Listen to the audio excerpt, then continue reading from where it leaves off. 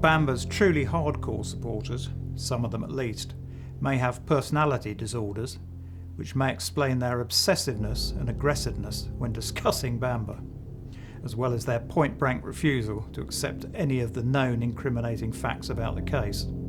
They know deep down they are wrong, but they just can't accept the truth. There is something deeply psychological going on there. Well, that's a fairly typical sort of comment we get.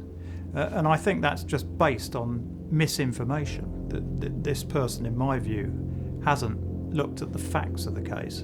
They're just reacting in an emotional way to somebody who's been presented to them via the press and other media as a manipulative, greedy psychopath.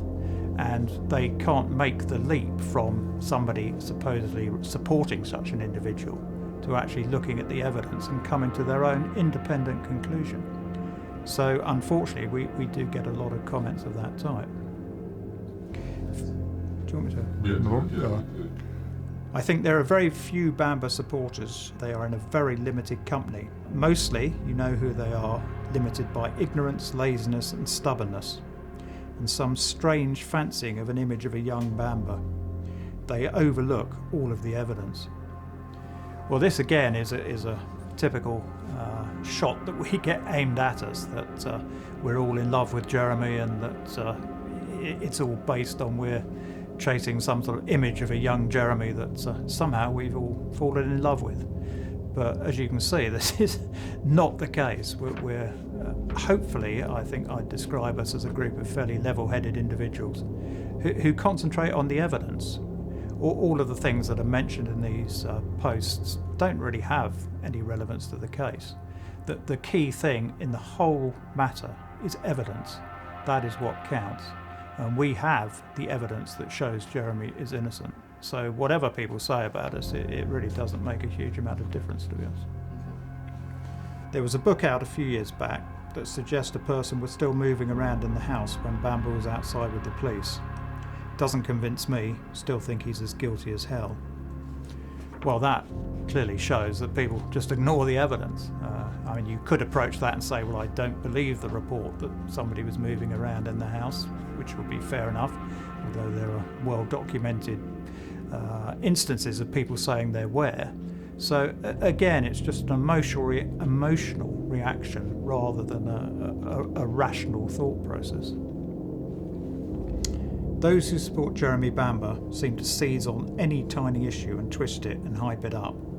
For example, the fact that he has passed one lie detector test is hyped up, and they ignore the fact that he has failed more than one. Well, that's just a complete misrepresentation of the truth. Jeremy has only ever taken one lie detector test that he passed with flying colours. So that is just wrong. All right, and I think have you had any sort of attacks against you when you sort of said that people have found out, just colleagues or whatever?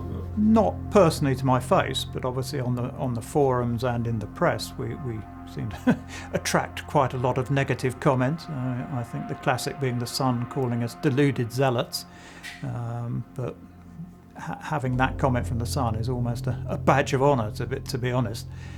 So no, it's not a major problem. It's just a bit of an irritant, and in a sense it keeps us going because we want to prove these people wrong, and we will very soon prove that they are wrong. Do you sense a sort of sea change coming in terms of opinion towards, from kind of people that I speak to, and you say, Essex police were corrupt, and well, obviously they were corrupt in the 80s, and we can perfectly understand how he's been stitched up. And do you sense a sort of change in public opinion? Yes, I think for two reasons. As you say, there is now a perception that police standards were not as high in the 1980s as they are now, and these type of cases happened far more frequently where police manipulated or fabricated evidence against people for a variety of reasons. But also, as this new evidence has come out and people are more aware of it, I think they've taken the broader view that maybe there is something questionable about this, and this is the proof that there is something questionable about it. And we're certainly taken a lot more seriously than we were, say, 4 or 5 years ago. just on the basis that we now have so much material that shows Jeremy's innocence that people can't ignore it any longer. They either have to respond and disprove it, or accept that what we're saying is true. That's brilliant. And the only one last question. What is Jeremy like? You know, he was sold as being evil beyond belief. What is your impression of him? Charming, manipulative?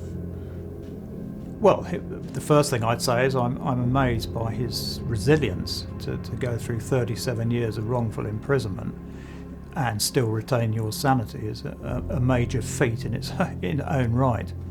But in terms of his personality, he's actually nothing like what he is portrayed in the press. He's very empathetic. He is very funny as well. He's got an extremely good sense of humour. He engages with people very well.